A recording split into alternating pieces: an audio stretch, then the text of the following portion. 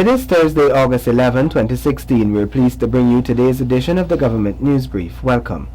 In the news, several activities planned in observance of International Youth Day tomorrow, improved water quality expected from the Guyana Water Incorporated, and government gets even serious in addressing issues of corruption by state officials, past and present. Stay tuned as we bring you the details of these and other stories. Thank you for staying with us. I am Azim Khan, and here now are the details. Civil society and legal practitioners got a chance to make their inputs in the State Assets Recovery Bill today. The bill will enable the unit to function more efficiently as an agency. Tiffany Rodius has the details. The draft bill aims to recover unlawfully acquired state assets by public officers past and present through civil proceedings. The six-part bill makes provision for the setting up of a State Assets Recovery Agency, SARA, which will incorporate the present State Assets Recovery Unit, SARU. Director of SARU, Dr. Clive Thomas, explains. Well, when the legislation comes into force, SARU would merge into SARA. SARU would no longer exist. SARA would take its place. And this new staff of SARA will have to be appointed by the Parliament within 6 months of the bill being passed. And that will become the new organization. The draft legislation will empower the SARA to conduct investigations to determine whether state assets were unlawfully acquired. Chief Parliamentary Counsel Cecile Dujon explains the functions of SARA. Now, the functions of SARA include the investigation into whether state property was obtained through unlawful conduct involving a public official or any other person, and the tracing and identifying of property wherever situated, suspected to be state property obtained from unlawful conduct involving a public official or any other person. The draft bill gives wide-ranging powers to track assets unlawfully acquired by past and present public officials.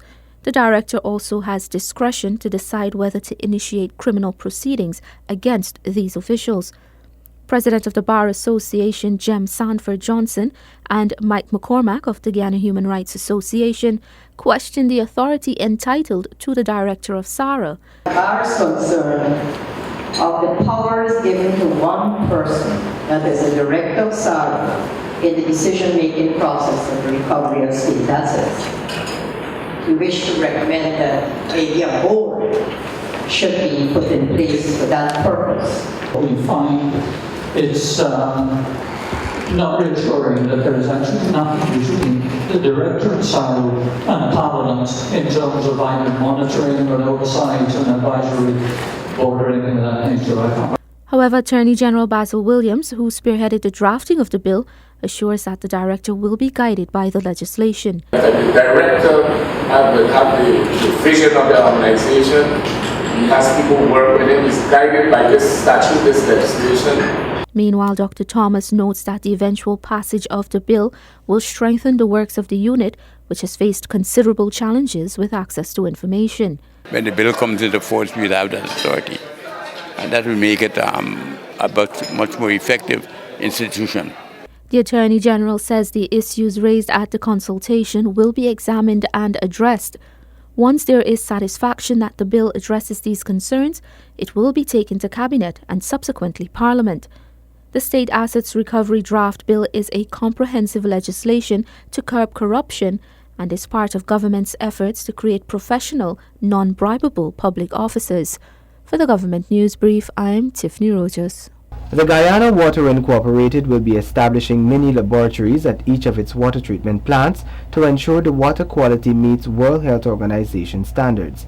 Shanta Gobadan has the details. The water company has already established one of the labs at the Shelterbelt Water Treatment Plant, Vicinjon Road. CEO of the GWI, Dr. Richard Van West Charles, says that this has resulted in a better water quality in the immediate areas served by this treatment plant. We have just instituted a lab which checks the water every hour for pH, the turbidity, etc. So we have a 24-hour shift system now in place, which is looking at various parameters in terms of water quality at Shelter Belt to start with, as we prepare to put in place other mini labs at the other treatment plants to ensure that the quality is up to standard.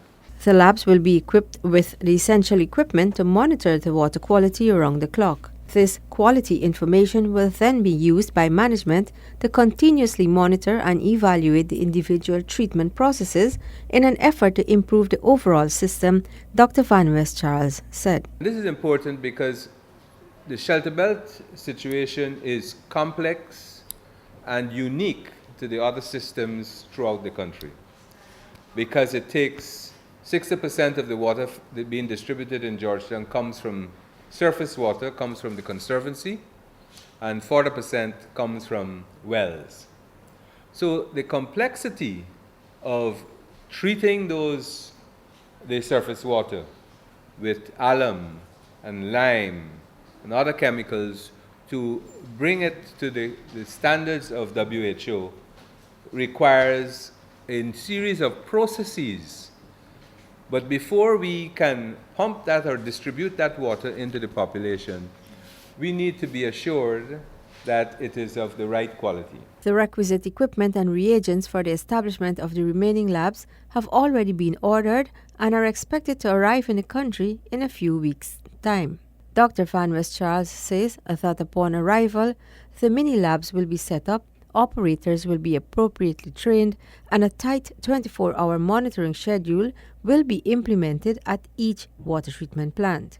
Shanta Goberdan with this government news brief. Guyana is set to become the first Caribbean country to be a part of a bioinputs agriculture project funded by the Inter-American Institute for Cooperation on Agriculture. Kedaki Amsterdam reports. The project is aimed at developing the institutional framework for commercial bioinputs for agricultural use. It will see collaboration among Paraguay, Dominican Republic, and Guyana. Representative IICA delegation in Guyana, Wilmot Garnett, explains.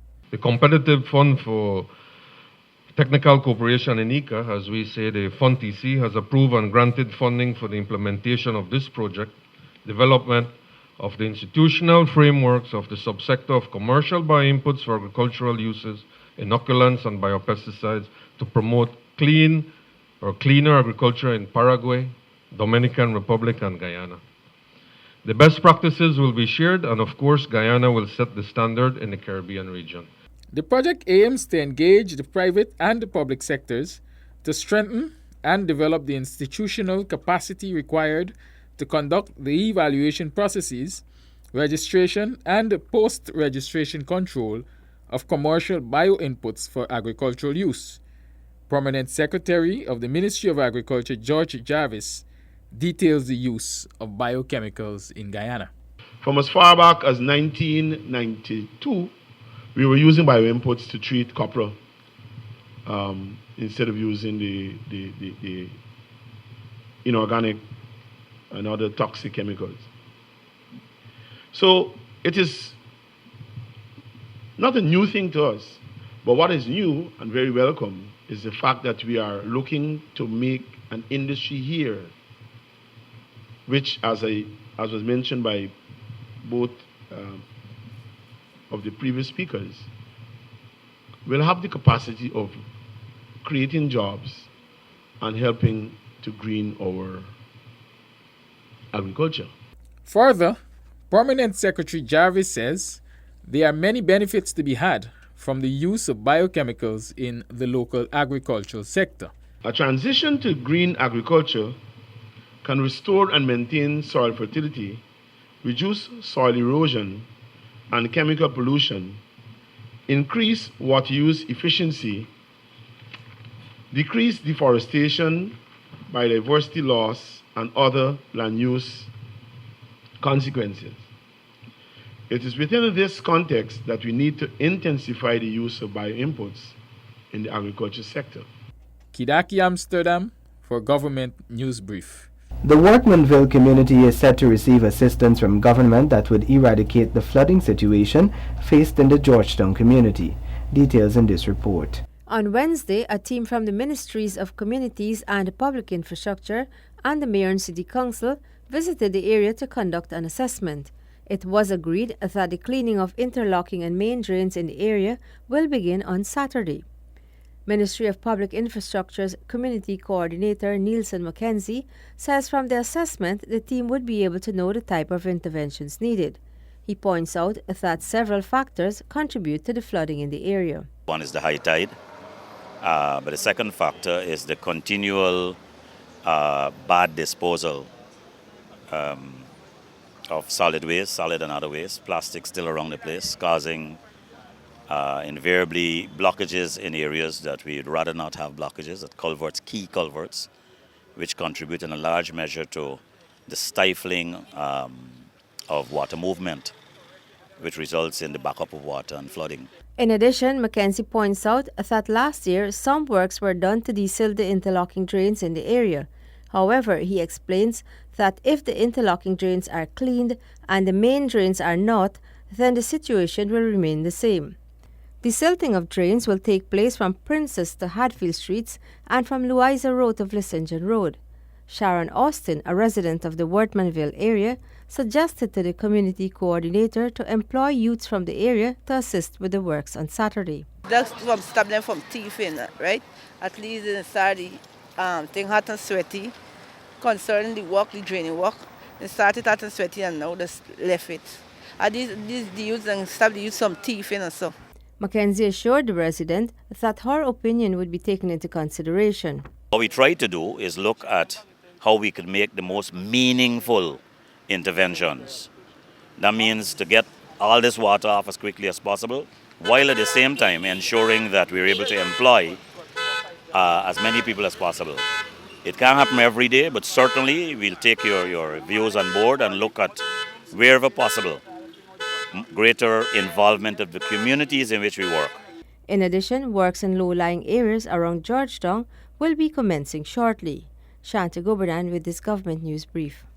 The mental health care offered by the Ministry of Public Health will be improved and the unit responsible will be decentralized. Delisa Haynes has the details. The mental health unit of the Ministry of Public Health, located at 252 Cormorant Street, will further be decentralized to provide mental health care at the community level, so as to reach out to the larger number that is referred to the psychiatric unit of the Georgetown Public Hospital. The Ministry of Public Health has already commenced a process to conduct an HR review that will lead to an HR strategic plan, after which the Ministry of Public Health and its partners will identify, train, and allocate additional resources to boost the mental health services, particularly at the community level. Minister Cummins also identifies the need for a review of the current mental health legislation that does not allow for extensive mental health care. The care of the mentally ill is provided under the legislative framework of the Mental Health Ordinance of 1930, which is antiquated and fails to make provision for the protection of the rights of people with mental disorders. It has also been recognized that persons with mental disorders are more prone to become victims of suicide. Several risk factors contribute to the high suicide rates in Guyana. One, the most common risk factors identified are acute emotional distress and depression. This factor accounts for 36.6% of all cases. In an invited telephone comment, Dr. Meenawati Rajkumar, Director of the Mental Health Unit, notes that the system for mental health care has not been structured prior to May 2016.